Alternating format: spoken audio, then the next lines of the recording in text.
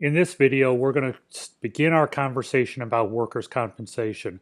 Now, the material that I'm going to be presenting here is excerpts from the Florida Construction Manual or the Florida's Contractors Manual.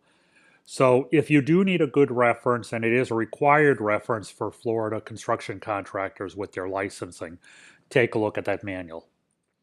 So, history of workers' compensation. State workers' compensation laws were first enacted in the early 1990s. In Florida, the first compensation law was effective July 1st.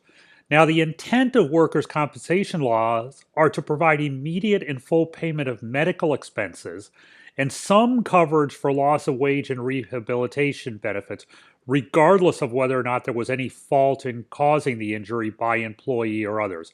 In other words, it's a safety net. If you get hurt on the job, or if an employee gets hurt on the job, their medical expenses are supposed to be taken care of immediately by the employers or the employer workers' compensation. Workers' compensation laws were one of the first no-fault type laws. The laws generally don't allow an employer to deny benefits as described in the law, nor the employee to sue the employer except under special conditions. There are special provisions in the Florida Workers' Compensation Statutes 440 related to the construction industry.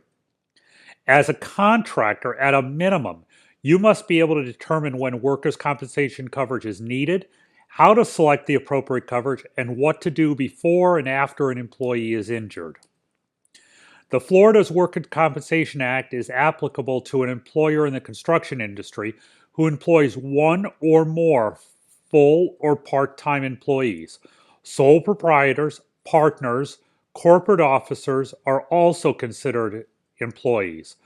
Construction limited liability company members are considered corporate officers.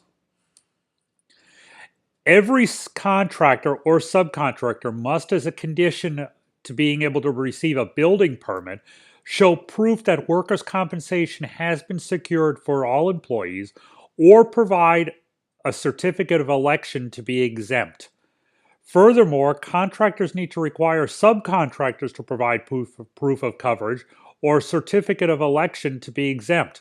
If a contractor is liable to an employee of a subcontractor who has elected exemption from Chapter 440, but whose election is invalid, the contractor may recover from the subcontractor any benefits paid and interest unless they've agreed in writing that the contractor will provide coverage. In other words, you always have to think about the person downstream. Do they need coverage or not? Out-of-state contractors doing business in Florida are required to submit proof of workers' compensation coverage under Florida law, and there must be evidence that the contractor's carrier or self-insured fund has knowledge of the contractor's intention to do business in the state of Florida. Proof of workers' compensation coverage or a certificate of election to be exempt must be shown as a condition to the insurance or renewal of a certificate or registration of the contractor with the Construction Industry Licensing Board.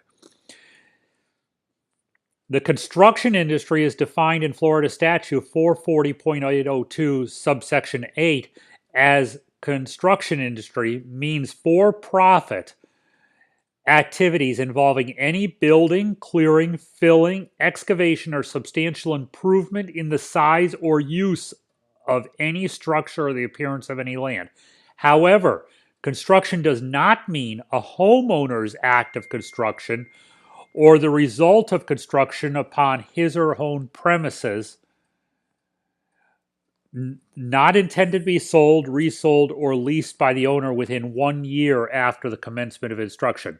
What this is basically saying is the homeowners, just because they're doing their own work or construction-related activity, does not need to cover themselves under workers' compensation. Furthermore, the division may by rule establish standard industrial classification codes and definition thereof as to meet the criteria of the term construction industry as set forth in this section. Workers' compensation is not required with some of the activities that are shown as not construction jobs. Okay, homeowners building or maintenance of their own premise, as long as those premises are not intended to be sold or resold. General maintenance or minor repair of existing buildings and fixtures, including pools. Architectural work not included in a construction contract. Land clearing for appearance purposes only. Landscaping for existing buildings. Fencing for existing buildings. Carpet laying in existing buildings. Well drilling on land containing existing buildings. Supply delivery. Cleanup that is not part of a construction contract. Setting up or changing tanks in mobile homes, including tying down and putting on blocks or storage to hold the home steady. Repair work done exclusively at a shop, such as welding or electrical repairs. Manufacturing of materials used in construction work. Sign painting done on a construction site. Those jobs are not required to have workers' compensation insurance. The employee of a subcontractor are considered statutory employees of the general contractor, and as such, the general contractor must purchase workers' compensation for the employees of the subcontractors. It does not make a difference that the subcontractor is an independent contractor. If there's a contractor-subcontractor relationship, the general contractor must still purchase workers' compensation coverage for the employees of the subcontractor. The only exception to this obligation to purchase coverage for the employees of the subcontractors is if the subcontractor has already purchased workers' compensation coverage. A general contractor must obtain a certificate of insurance from the subcontractor showing evidence that the subcontractor obtained workers' compensation during the construction. If the certificate is not available to the auditor at the time the general contractor is audited, a premium will be charged as though the subcontractor's employees were employees of the general contractor.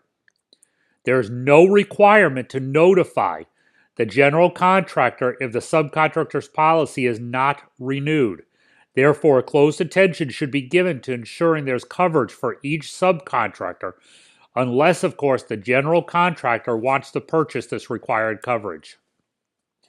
If a subcontractor becomes liable to pay workers' compensation benefits for the employees of the subcontractor, the contractor is entitled to recover from the subcontractor all benefits that the contractor is required to pay, plus interest, unless the contractor by written contract has agreed to purchase coverage. A subcontractor who knowingly presents false information as to the existence of coverage when in fact there is none commits a third-degree felony.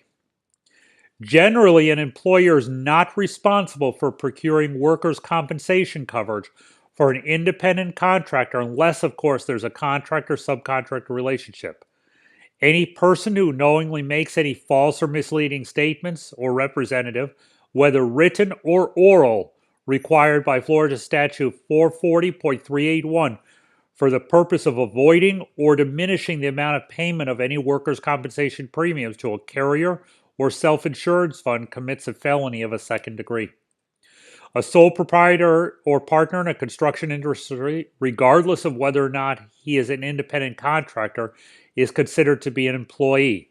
The definition of construction does not include a landowner doing work on his premise unless the land is to be resold. A sole proprietor, partner, or officer of a corporation who is actively engaged in the construction industry and who elects to be exempt from workers' compensation coverage may not recover workers' compensation benefits.